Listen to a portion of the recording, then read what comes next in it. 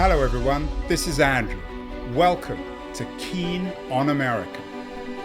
On July 4th, 2026, America will be 250 years old. An anniversary that will, no doubt, be greeted with a mixture of celebration, contemplation, and resignation. In Keen on America, Andrew talks not just about the American past and present, but also speculates on its future. What, Andrew asks, will be the 21st century fate of this now venerable American republic?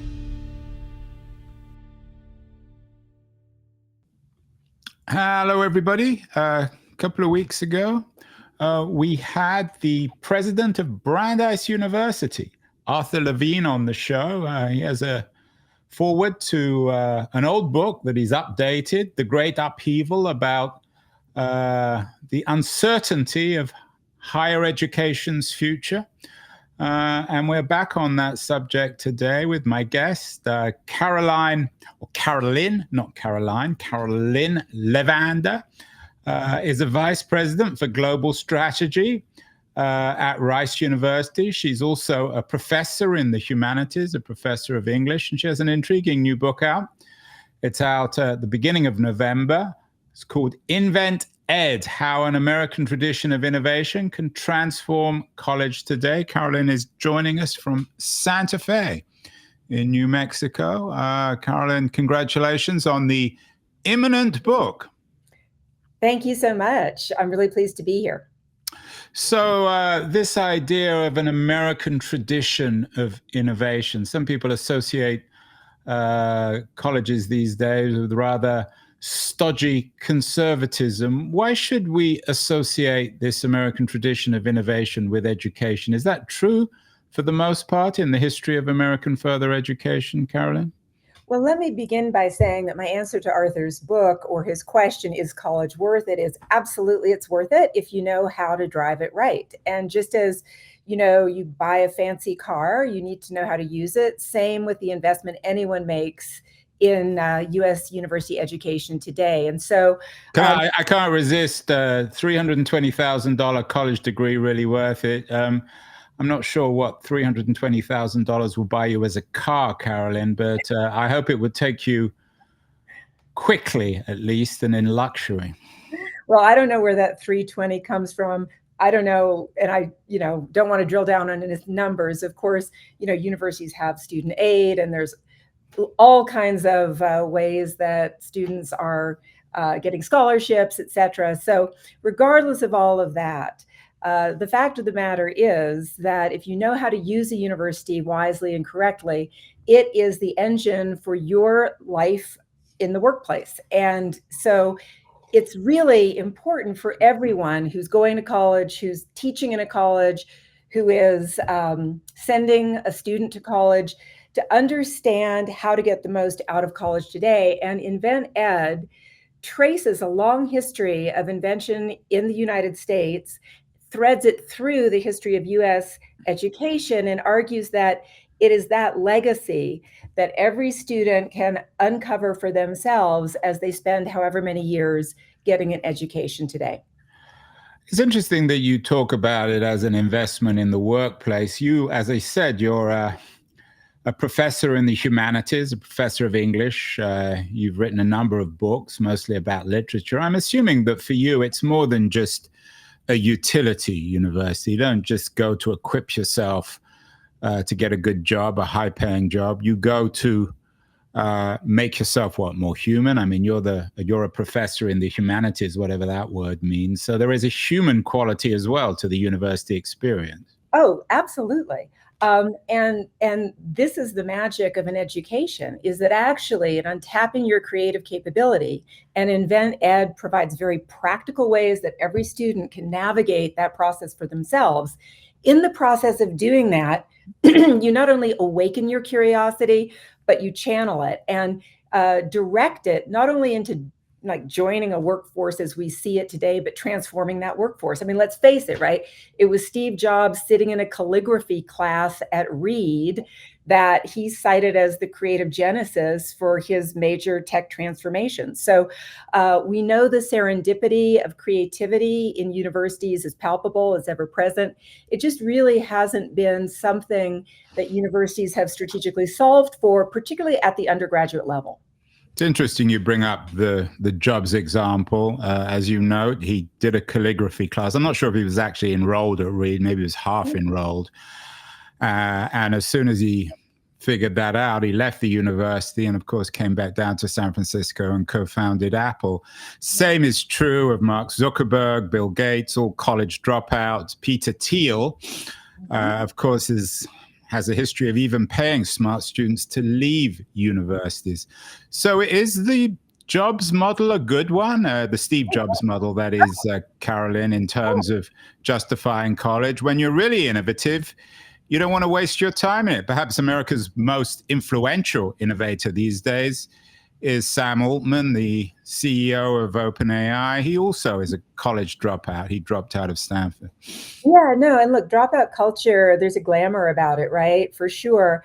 And while it is successful for some of these really wonderfully creative minds that have been tremendously transformative in various marketplaces, to really scale that kind of capacity across all of the students who are currently enrolled requires institutional intention. And so my question is, how do we create more Steve Jobses who actually find the university not a place to leave, but a place to continue to build creative capability, right? Creative muscle. And so to me, it's an example of the happenstance that occurs on our campuses. If universities really solve for that and take that as a provocation at the level of our curriculum and the environments we build, how many more Steve Jobs can we actually graduate and support over, long careers, transformative careers? What's your analysis of the current historical moment, Carolyn? Arthur Levine sees it as an existential moment. That word often gets overused, probably particularly in universities these days. But he believes that this is the moment where universities need to profoundly reinvent themselves. Otherwise, they might indeed themselves become history. Would you agree with him? So Invent Ed focuses on adaptation as a mechanism for survival, but also for thriving. Let's face it, our environments are always changing. The history of universities has been one of adaptation, whether it was around the founding of the National Science Foundation, the growth of a really profoundly robust research ecosystem in the late 20th century. It's a dynamic history. It's not that colleges are static. In fact, Invent Ed begins with a very simple question. Are we a museum or are we a startup, right? We think about museums as the places, you mentioned stodgy conservatism earlier. Museums are the places where the accumulated wisdom is handed down, curated carefully and handed down for educational purposes to a public, to a student body who needs to learn. A startup is a messy hack space, right? It's high risk, high reward, it's run fast and break things, it's building new knowledge, and it's messy. And so where should universities be on that continuum? Invent Ed argues that they need to be in a very dynamic place and to be there intentionally. So I don't think that most universities have really asked the question the way that Invent Ed poses the question. I think it's a question not only for university leaders, but also for the public, for our government, for any student entering the university today. And I would also say, regardless of where a university might fall on that continuum, Invent Ed provides a very easy, straightforward user's guide to how every student can navigate the curriculum they've chosen successfully. Yeah, maybe it should be called, rather than Invent Ed, Intent Ed. Yeah. I like the comparison with a museum. Do you want to be a museum or a startup? It kind of reminds me of America and Europe. America is a startup for all its messiness, and in Europe, much more conservative, is pleased with itself as a museum, although it also wants to be a startup, which it's struggling to do. Can one be both a museum and a startup, Carolyn? Is it an either or is... No. Of course, we're all a bundle of both, right? But we need to see where we are on that continuum and place ourselves there intentionally. Maybe it pays to be more conservative in one domain, more inventive in another, more high risk taking. It's wonderful you mentioned Europe, because the first portion of Invent Ed charts a cultural history of invention in the United States, beginning with the colonies. And, Benjamin Franklin is a wonderful case in point of a quintessential American whose time in France in particular was all about performing a kind of American inventiveness for European audiences who had read about US inventiveness in books and newspapers, but wanted to see the genuine article. And so it was his ability to perform a kind of inventiveness that really packaged American invention for global audiences. Yeah, it's interesting. You talk about Franklin. One of the more influential libertarians in America is also a Franklin scholar, as well as a distant relative of Franklin. And he claims, we had him on the show, he claims Franklin is the greatest of all Americans. I have to admit, Carolyn, that I've had two kids go through college. So I wouldn't say I'm $640,000 out of pocket, but I certainly spent a lot of time and money investing in both kids for college. They're entirely different kind of children. One is naturally extremely entrepreneurial, and one is naturally rather conservative and academic. Kids differ. It's just the nature of things. You can have a brother and sister who are completely different. So how does Invent Ed, or your idea of this future American university, which is more like a startup than a museum, how does it cater to more conservative kids who just don't have, for better or worse, an entrepreneurial bone, a startup bone in their body? So that's a great question. And I don't know where your kids went to school, but, one went to NYU and one went to Bryn Mawr. So probably not that different from Rice in many ways. Yeah, I mean, look, I've been teaching for, over 2 decades, and what I see are students increasingly being risk averse and coming into college, wanting to make good grades, wanting to take the courses that they feel confident will maximize their GPA, So I think students generally right now, from my perspective, and when I talk to colleagues at other universities, they say the same thing. There's a kind of risk aversion. And so for me, the question is, how do we as faculty build a growth mindset in our classes? How do we, through our pedagogy, regardless of the subject of the course, encourage students to understand that if they don't do well at the beginning, they can get better over time, right? That their mastery of a particular subject is more like a muscle that they can grow, as opposed to like their eye color that's, fated at birth. And I think building that, regardless of whether a student is more self-identified as entrepreneurial and risk-taking or more sort of conservative, is a powerful gift and capability to give a student when they go out into the work world, wherever they position themselves in the workforce, whether it's in a high-risk, high-reward industry or a more conservative industry. Because with the capability to feel that you have a kind of creative capacity, wherever whether you're an accountant or a startup CEO, you will have the ability to problem solve in your chosen line of work kind of more autonomously. And that is a very important thing that I think we really need to give every graduate student.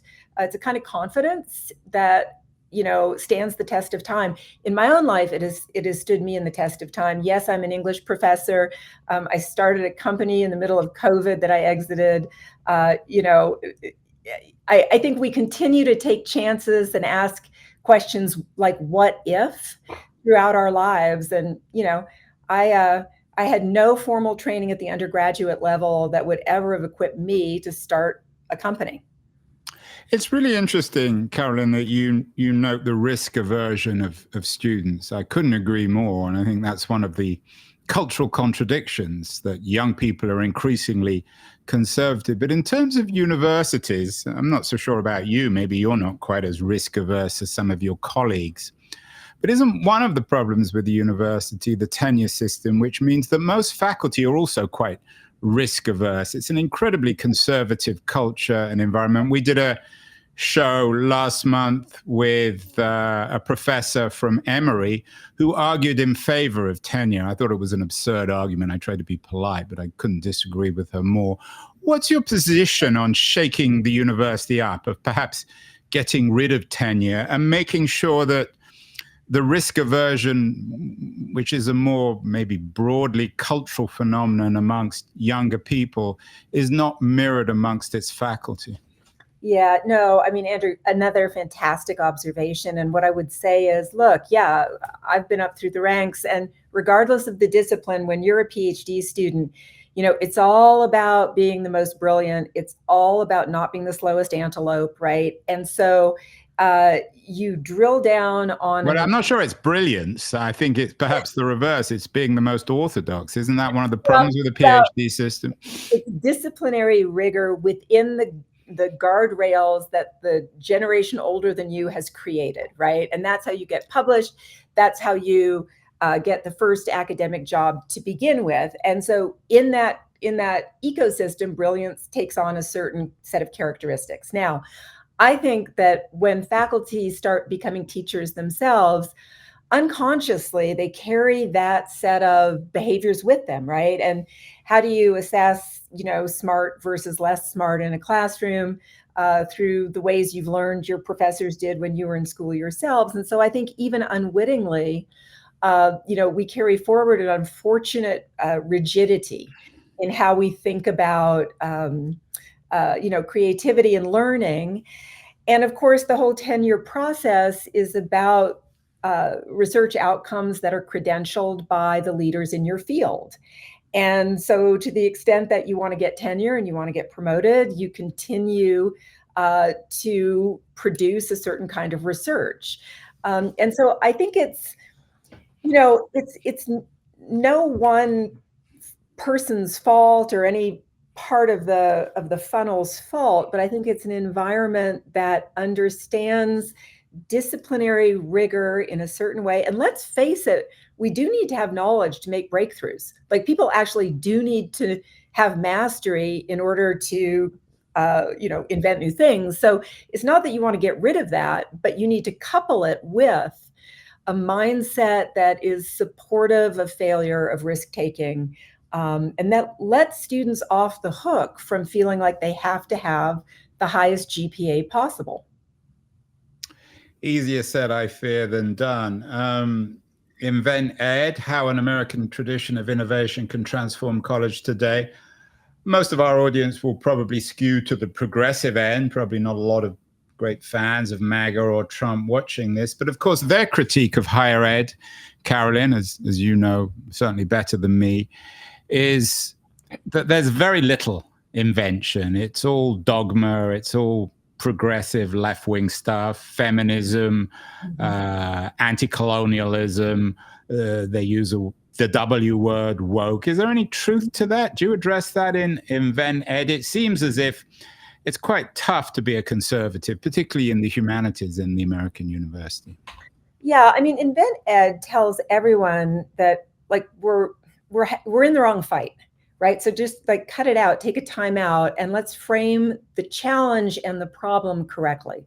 So Invent Ed shows that we have a remarkable wealth of inventive history in our country over centuries, that the US educational system has historically been a place of fomenting industry transforming discoveries. And there's a very, strong data set that supports that, particularly in the mid 20th century, late 20th century, and today.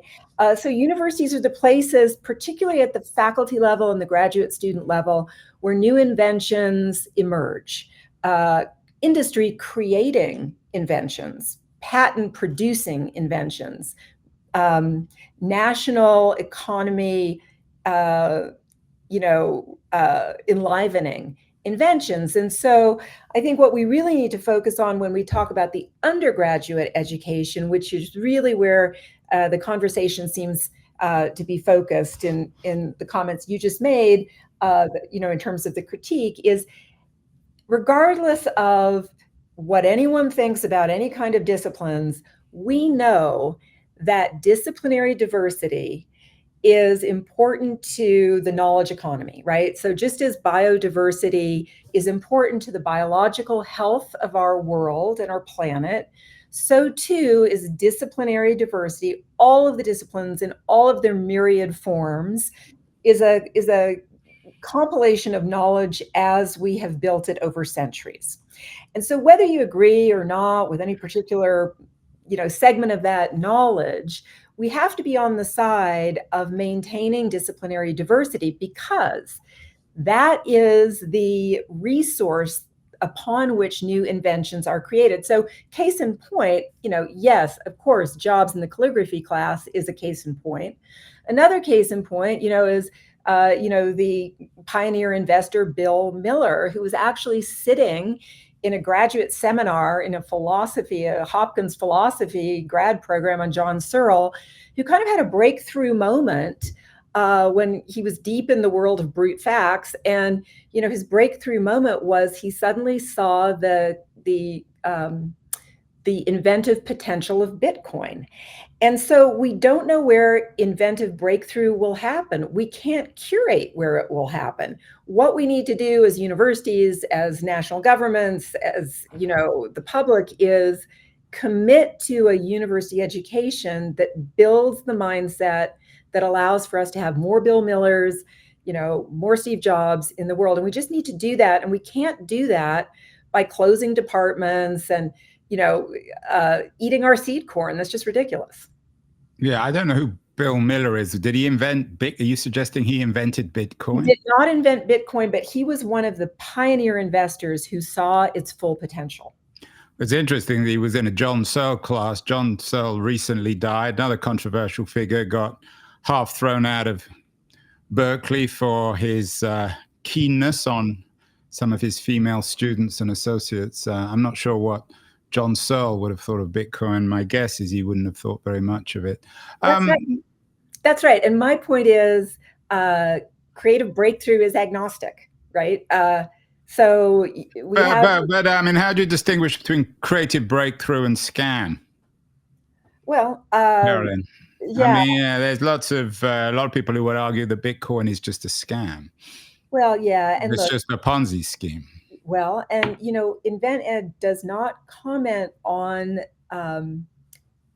invention and how we create an ethical ecosystem around it, though Invent Ed does point out that, of course, invention culture itself is, rife with, with critiques, and understandably so.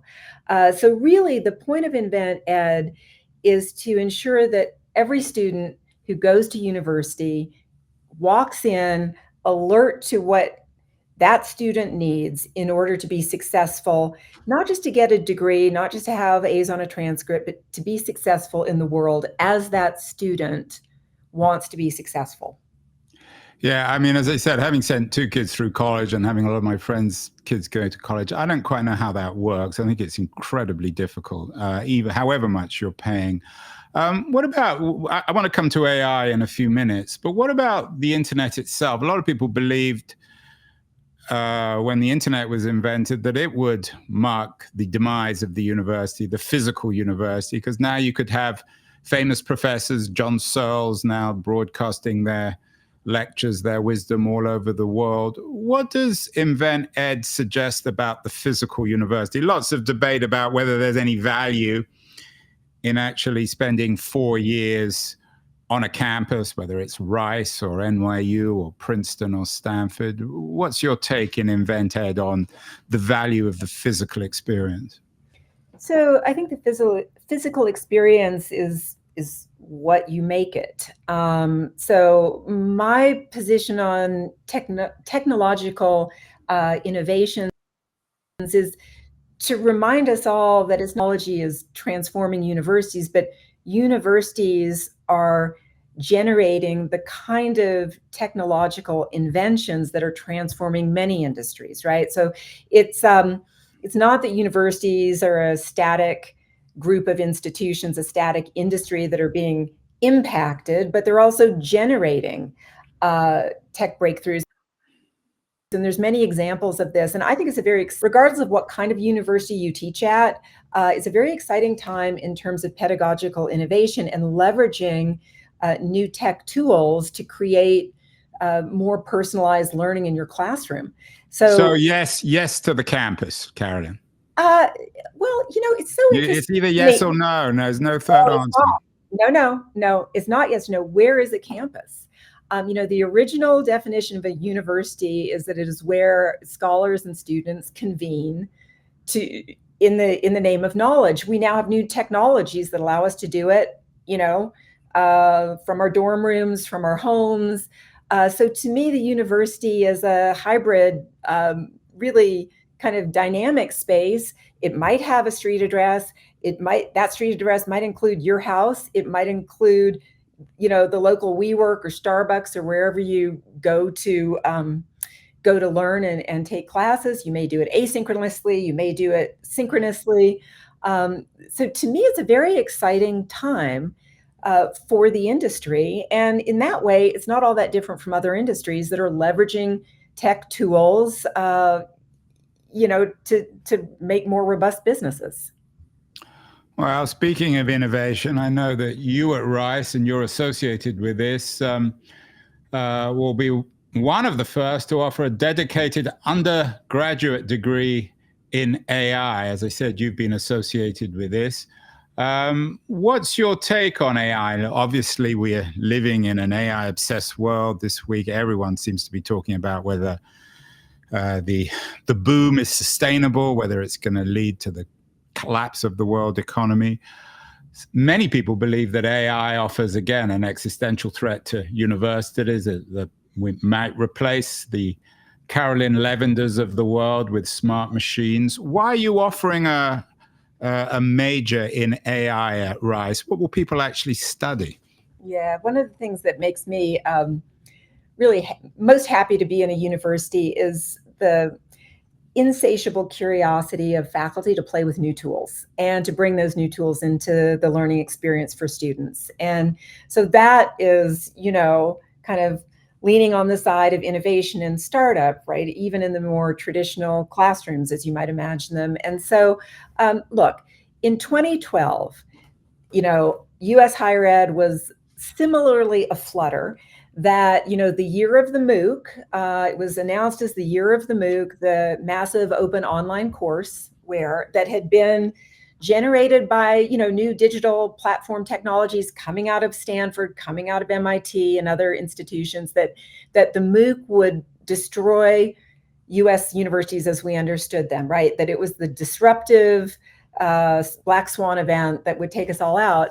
And here we are 13 years later, and what we see is actually that digital technologies have been integrated into university education, I would argue more often than not, to make it a better experience for students. And I would therefore predict that AI will have a similar kind of multi-decade effect within universities. So I am not teaching courses in the engineering school and the AI program, so I can't speak with competence and in detail about what those courses will include or not include. But one thing you do know is that those courses and students getting that major will be taking general distribution requirements, fulfilling an undergraduate degree that requires that they take courses in a range of other disciplines across the university, so that those students will be learning what you might argue are, more in the startup environment within the context of, disciplines they may have never even heard of before, or taken a class in before. And to me, that's a very important piece of the puzzle. Will there be smart machines teaching this? Well, I guess it depends what you mean by a smart machine. So I'm thinking Well, can you imagine, for example, an algorithm replacing yourself or one of your colleagues? I can imagine algorithms making my teaching experience so much better. I can imagine, one of the inventions that has come out of Rice is OpenStax College, and it's an open education resource, highly curated intro college textbooks that are now being supplemented with machine learning, personalized learning capabilities. So for me, as a faculty member, being able to understand where my students are getting confused and aren't answering questions correctly helps me personalize my interaction with them to ensure that they get over that learning impasse. And so to me, I see it as a powerful supplement. What do you make, Carolyn, of the current, what some people see as a war by the current American president administration on universities as we speak? Brown, I think, is the second university to reject the White House deal for special treatment. There was an interesting piece this week in The Atlantic suggesting that the logical endpoint of Trump's higher education agenda is devastating racial diversity at elite universities like Brown and Rice. What do you make of this assault? Is it ideological? Is it in the name of innovation, fairness? What's going on here? Again, as I said earlier, it's really important, and Invent Ed does really emphasize this, that we focus on, what are we trying to accomplish? We are trying to ensure that this country has the most dynamic and innovative economy in the world. And historically, we have been a leader in innovation and new technologies. And that has been remarkably important for our national vitality and wealth. And it is also the case that historically and today, universities are the incubators for those industry creating discoveries. And so if we believe that we want this country to have a thriving economy and to be the center of an innovative ecosystem, we have to invest in universities in a way that supports that. You seem quite negotiable on lots of fronts, Carolyn, but the one thing you're non-negotiable about is foreign students. You gave an interesting interview talking about your non-negotiability when it comes to your Indian students at Rice. I know that Rice is particularly proud of growing Indian students by up to 60%.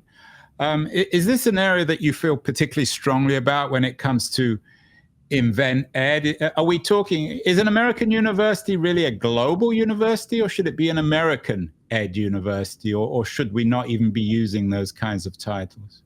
It's interesting, as the book shows, in the 19th century, of course, Europe was the global leader in higher education, and U.S. citizens who wanted to become university professors went and studied in Germany, in England, in France, and then returned to the U.S. and built the universities that we have today. And so, there's a history of our American universities learning from the world's best institutions and innovating accordingly. And the end result of that is that U.S. universities have historically been the globally dominant player in the higher ed industry. And so it makes sense that faculty from around the world, students from around the world want U.S. education. It's a sign of our country's national vitality. So I wouldn't say American or global. American universities have been global from the start, and we need to remember that. So this is just a more recent chapter in what has been an international endeavor for centuries. Now, India is a very interesting country for U.S. And all universities to look to further the impact of our educational mission. The need for top quality education is remarkably high there. The student demographics are kind of breathtaking. And so it makes sense that any educational university would be committed to extending their impact, to Indian students and faculty. Yeah, Indian students though, maybe they're the apple pie. What about Chinese students? I'm sure you have quite a lot of Chinese students at Rice. I know they dominate a lot of the top Ivy League schools. And given that conservatives or China hawks suggest that these kids are coming to American universities, learning to innovate, and then going back to China and using that innovation to take on the American economy, do you think there needs to be, in the future of American education, a little bit more care in terms of allowing students from hostile countries like China, or at least hostile to the United States, to study at universities, particularly when it comes to important innovation, AI, military technology? Yeah, no, that's right. And look, there are guardrails in place, and U.S. universities work hand in glove with the U.S. government to ensure best practices. So that's in place. And I think what the book shows is that you get the best inventions out of embracing diverse points of view. And so within um, reliable and thorough vetting systems, anytime you include students from very different cultural backgrounds, you get more diverse perspectives in the room, and that's where creativity and invention really happen. We know, right, that Ben Franklin, who I talked about earlier, was one of these early problem solvers that just put a lot of different tools into new combinations. In fact, that is the definition of creativity that has really, I think, been a through line in U.S. invention culture. And so it makes perfect sense to have diverse perspectives in the room. Yeah, it's interesting with Franklin. I mean, I know he studied in the US, whether the British would have allowed him to study, given that he was important in the independence movement. Should we be feeling sorry, Carolyn, for universities? There was a FT headline earlier that Harvard has suffered a $113 million loss. I guess those are university numbers. But there was also a New York Times piece suggesting that Harvard's wealth is growing despite the current attacks on its funds. These universities are enormously wealthy. I mean, especially the top ones like Harvard and Yale and Princeton and Rice. You guys aren't starving. We shouldn't really be worrying about you, should we? We should be feeling sorry, not for Harvard, but for our country. And we should be feeling sorry for our country because the research funds that are no longer fueling scientific discovery and invention in our most powerful laboratories will have a serious downstream effect on our national economy. So that's where we should be feeling sorry. I think, again, it's a red herring to feel sorry for universities, whether they're rich, poor, or in between, when they don't get research dollars for really important work, research work that's going on.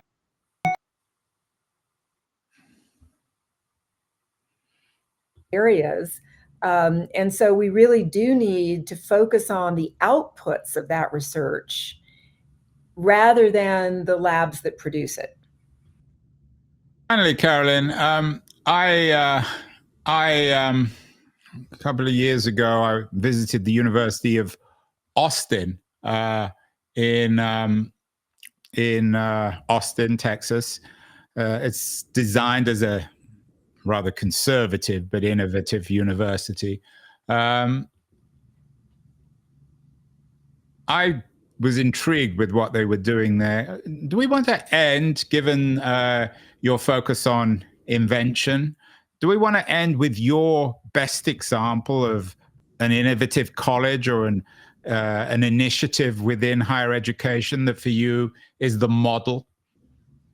So I'm a big supporter of new institutions that are focused on invention and innovation from the start. And yes, I mean, it's wonderful. And there have been other wonderful efforts in the last decade. I think here of Minerva University out of Northern California that truly has a international. Yeah, I know the CEO there. So you're an admirer of initiatives like Minerva and the University of Austin.